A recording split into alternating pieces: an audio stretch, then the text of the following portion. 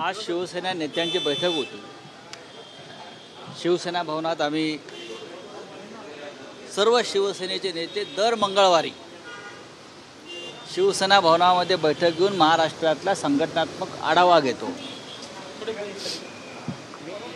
ती आज बैठक झाली।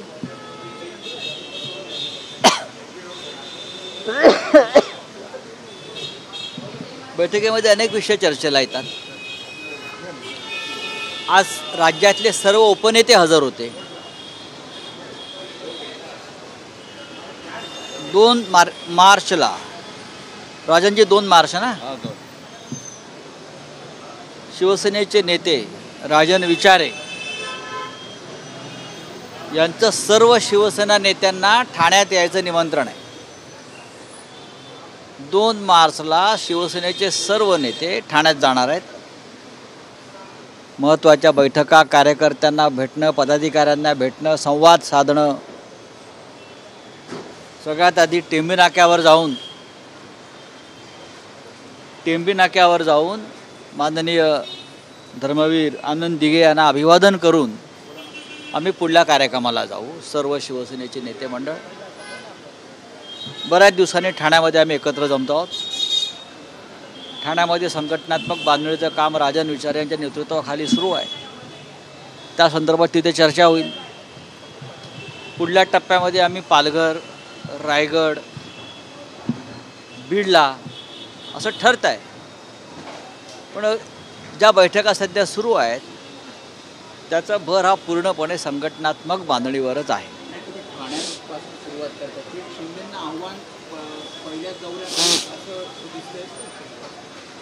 आव्हान देण्या एवढे ते मोठे नाही आहेत बरं का। अमित शहांचा पक्ष चालवत आहेत ते। ठाण्याचं महत्त्व शिवसेनेच्या जीवनामध्ये फार मोठं आहे। माननीय बाळासाहेब ठाकरे यांनी जेव्हा शिवसेना स्थापन केली तेव्हा शिवसेनेला पहिली सत्ता ठाण्यामध्ये मिळाली। ठाण्याचं आणि शिवसेनेचं एक नातं आहे आणि प्रत्येक चांगल्या कामाची सुरुवात ही बाळासाहेब ठाकरेसुद्धा अनेकदा ठाण्याचा विचार करूनच करत होते। आणि ठाण्यातलं वातावरण आता बदलायला लागलेलं आहे। उद्याच्या महानगरपालिका असतील, 4.5 वर्षानं येणाऱ्या लोकसभा, विधानसभा असतील, आम्ही आतापासून तयारी करतो। हळूहळू पैशाचा जोर ओसरेल बरं, हळूहळू पैशाचा जोर ओसरेल आणि ठाणेकरसुद्धा योग्य मार्गाने येतील याची मला खात्री आहे।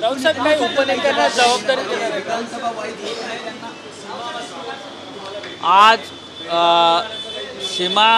सीमा भागातले प्रमुख कार्यकर्ते एकीकरण समितीचे हे सकाळी मातोश्रीवर जाऊन शिवसेना पक्षप्रमुख उद्धव ठाकरे साहेबांना भेटले। सीमा भागात बेळगावात खास करून पुन्हा एकदा ते कन्नड रक्षण वेदिके आणि मग त्यांना कर्नाटक सरकारचा असलेला पाठिंबा या माध्यमातून एकीकरण समितीचे कार्यकर्ते, मराठी कार्यकर्ते यांना त्रास देण्याचं काम सुरू आहे। तडीपाऱ्या काढलेल्या आहेत। आता मला शुभम शेळके व त्यांचे कार्यकर्ते आम्हाला उद्धवजींना भेटले, मग त्यांनी सेनाभवनात त्यांना चर्चेला पाठवलं। अमित शहा यांनी काही महिन्यापूर्वी एक बैठक 2 राज्यांची घेतली होती आणि दोन्ही बाजूनी 3 प्रमुख लोकांची एक शांतता कमिटी नेमली। त्याचं काय झालं? एका बाजूला बेळगावातला जो अत्याचार होते मराठी लोकांना, अत्याचार करणाऱ्यांच्या मागे कर्नाटकचं अख्खं मंत्रिमंडळ उभं आहे आणि महाराष्ट्र सरकारनं मुख्यमंत्र्यांनी, उपमुख्यमंत्र्यांनी त्याच्यावर साधी भूमिका घेतली नाही। हे दुर्दैव आहे। आम्ही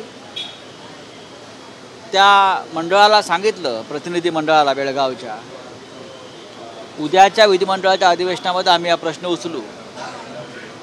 राज्याच्या मुख्यमंत्र्यांना सुद्धा भेटून आम्ही याबाबत सांगू की तुम्ही यात लक्ष घाला। आणि तसं झालं नाही तर शिवसेना नेत्यांचं एक डेलिगेशन हे बेळगावात जाईल आणि तिकडल्या मराठी बांधवांचा विषय समजून घेईल हा प्रश्न जोपर्यंत न्यायालयात आहे तोपर्यंत दोन्ही बाजूनी शांतता राखावी या मताचा आम्ही आहोत आणि दोन्ही राज्यांची जबाबदारी आहे. दिल्लीत अधिवेशन सुरू झाल्यावरती आम्ही गृहमंत्र्यांकडे हा विषय नेऊ, पण सध्या महाराष्ट्राचे मुख्यमंत्री देवेंद्र फडणवीस यांनी या विषयात लक्ष घातलं पाहिजे.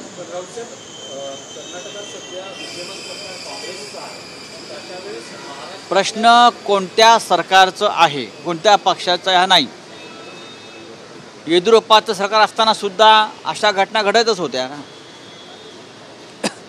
येडियुरप्पाचं सरकार हे भाजपचं सरकार होतं, तेव्हाही वेगळं वातावरण नव्हतं. महाराष्ट्रामध्ये आमचं सरकार असताना सुद्धा बेळगावात हे घडत होतं. मी स्वतः गेलो आहे. त्या काळात माझ्यावर 4 खटले तिथे दाखल झाले आहेत. मी अजूनही जातो तारखेला. खरं म्हणजे एकनाथ शिंदेंनी तिकडे जायला हवं ताबडतोब. एरवी जातात, पण आतापर्यंत ते बेळगावात गेले नाही आहेत. बेळगावात ते लढवय्या माणूस आहे असं म्हणतो. बेळगावात का जात नाहीत ते आणि त्यांचे लोक. आणि ती जी अमित शहानी जी एक कमिटी स्थापन केलेली आहे त्याच्यामध्ये त्यांच्या पक्षाचे खासदार आहेत इचलकरंजीचे. काय करतायत ते?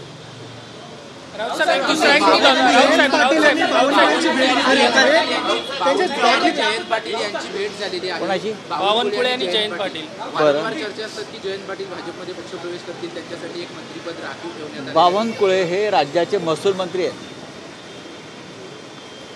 आणि महसूल मंत्रीचं काम ग्रामीण भागात फार असतं.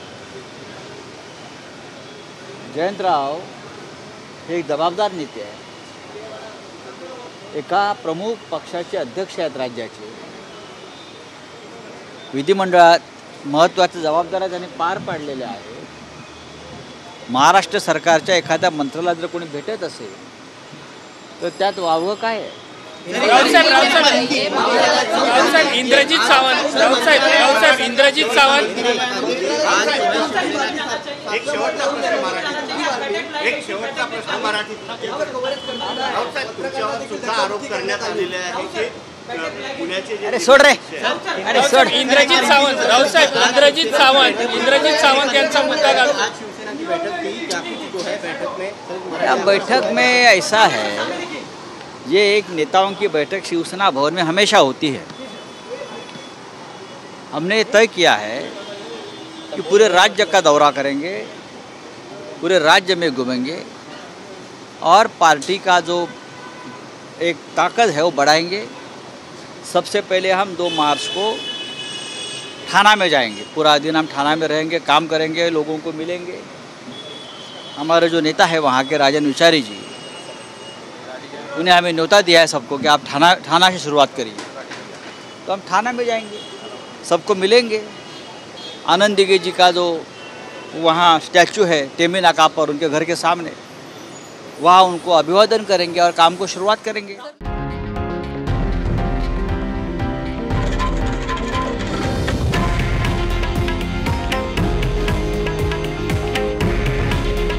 हे आहे देशातील नंबर 1 न्यूज नेटवर्क आणि आपण पाहत आहात TV9 मराठी. काळजी तुमची, हित महाराष्ट्राचं.